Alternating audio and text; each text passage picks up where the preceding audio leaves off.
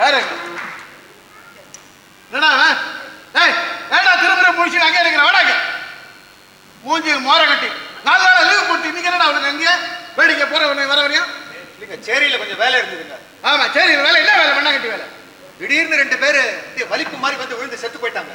செத்து போயிட்டா சுடுகாடு எடுத்து போக வேண்டியது தானே, அதுக்காக டாக்டர் வீட்டுக்கு வரணும். அது இல்லைங்க, சேரியில ஏதோ ஒரு புது வியாதி பரவுது மாதிரி பயமா இருக்குங்க எங்களுக்கு. அதுவும் இல்லாம நீங்க டைட்டில் வாங்கின அப்புறம் உங்களை பார்க்கணும்னு சேரி ஜனங்க ரொம்ப ஆசைப்படுறாங்க. டைட்டில் வாங்கின அப்புறம் நான் எதுக்கிட்ட சேரி பக்கம் வரேன், அதில் பைத்தியக்காரன் நினைச்சியா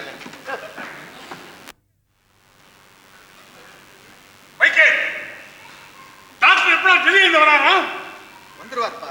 இது அப்படியே கவனிக்காம இருந்தா என்ன அர்த்தம் கேட்கிறேன். இல்லப்பா, அவருக்கு எவ்வளவோ வேலை. என்னடா பிரமாத வேலை? பட்டத்தை போஸ்டா வாங்கிக்கிறது, இங்க ஜனங்களா தந்தியில போற மாதிரி போய் கேட்கிறாங்க. இதை கவனிக்க தவறா இது. கோவப்படாதுப்பா, அவர் நம்மளை கைவிட மாட்டார். அப்படா இதான் சொல்ல போறேன். ஆண்டவரை நம்ப ஆரம்பிச்சு கண்டவரை நம்ப ஆரம்பிச்சுட்டு. சார், அந்த ரெஜிஸ்டரை செக் பண்ணிட்டீங்களா? செக் பண்ணிட்டப்பா. நீ சொல்றது நீ கொஞ்சம் உண்மை இருக்குன்னு தான் தோணுது.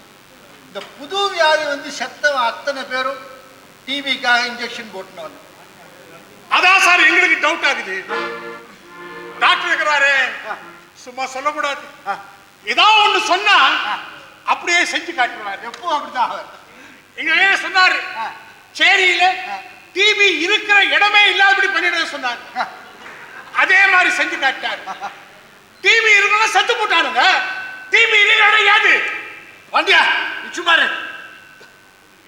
இந்த புது வியாதி எப்படி திடீர்னு வருதா?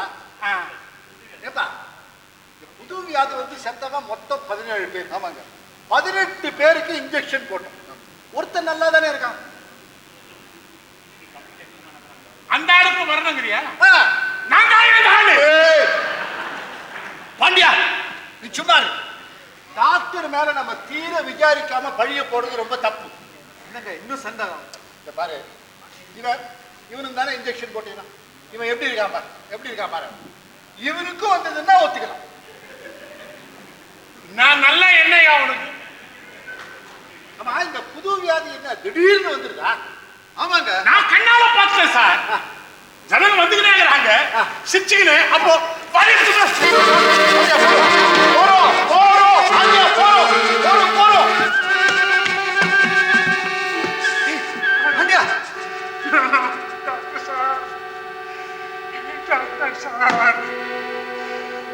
பாண்டியனுக்கு வரலன்னு வருத்தப்பட்டீங்களே டாக்டர் சார். பாண்டியனுக்கு வந்துச்சு சார், பாண்டியனுக்கு வந்துச்சு சார். மைக்கேல், இத சும்மா விடக்கூடாதுப்பா. டாக்டர் மேல அவனே அந்த மைக்கேல் அடிக்கடி ஆபீஸ்க்கு வந்து என்ன தொந்தரவு பண்ண ஆரம்பிச்சிட்டான். அந்த டிபி மருந்து பத்தி தீர விசாரிக்கணும்னு பிடிவாதம் பண்ணிக்கிறான். நானே எதிர்பார்க்கல. 18 பேர் அவுட்டு. நீ இன்னும் கொஞ்சம் ஜாகிரதையா இருந்திருக்கலாம்டா. நான் இருந்திருக்கணுமா ஜாகிரதையா? உங்க கவர்மெண்ட்ல ஏன்டா கொடுத்தா லைசன்ஸ் அந்த மருந்துக்கு?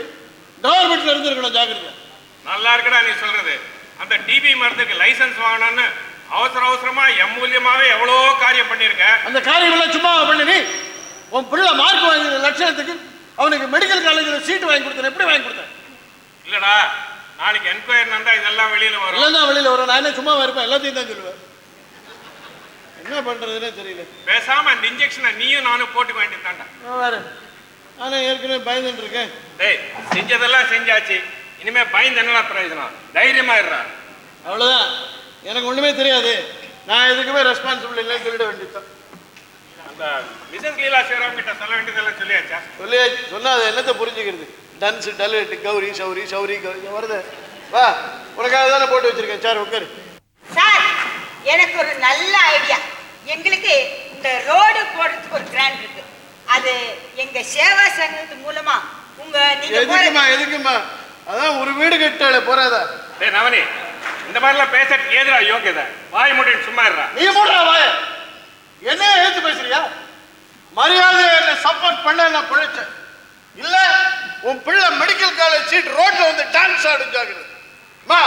உங்களுக்கு தான் சொல்லி வைக்கிறேன், என்ன சப்போர்ட் பண்ணுங்க, நான் தப்பிச்சிங்க. இல்லைன்னா வீடு கட்டிருக்கீங்களே, வீடு அஸ்திவாரத்துல சீலிங் வரைக்கும் செங்கல் செங்கலா பேத்து வெள்ள போட்டுருவேன். ஞாபகம் வச்சுக்கோ.